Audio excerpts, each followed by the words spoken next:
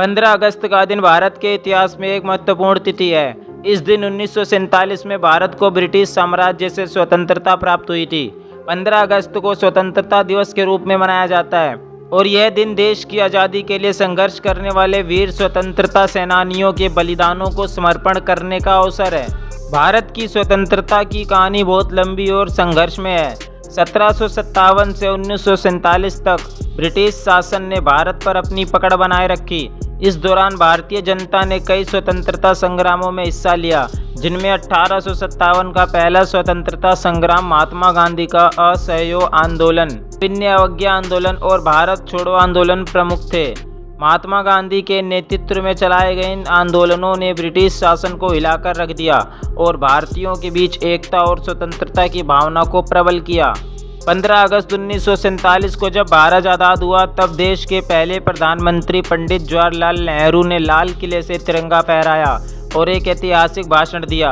उन्होंने अपने भाषण में कहा, जब दुनिया सो रही थी, भारत ने जीवन और स्वतंत्रता के लिए जागृति प्राप्त की। ये वह क्षण था जब भारतीयों ने अपनी स्वतंत्रता की लंबी यात्रा में सफलता प्राप्त की और एक नए युग की शुरुआत की। स्वतंत्रता दिवस का महत्व केवल ऐतिहासिक नहीं है, बल्कि ये वर्तमान में भी बहुत महत्वपूर्ण है। ये दिन हमें हमारी स्वतंत्रता की कीमत याद दिलाता है और हमें प्रेरित करता है कि हम अपने देश को और मजबूत, समृद्ध और न्यायपूर्ण बनाएं। स्वतंत्रता केवल बाहरी शासन से मुक्ति नहीं, बल्कि ये सामाजिक, आर्थिक और राजनीतिक स्वतंत्रता का प्रतीक है। ये हमें अपनी संस्कृति, भाषा और धरोहर को सजाने और एकजुटता के साथ आगे बढ़ने की प्रेरणा देता है। हर साल 15 अगस्त को भारत के प्रधानमंत्री लाल किले की प्राचीर से राष्ट्र को संबोधित करते हैं और राष्ट्रीय ध्वज फहराते हैं।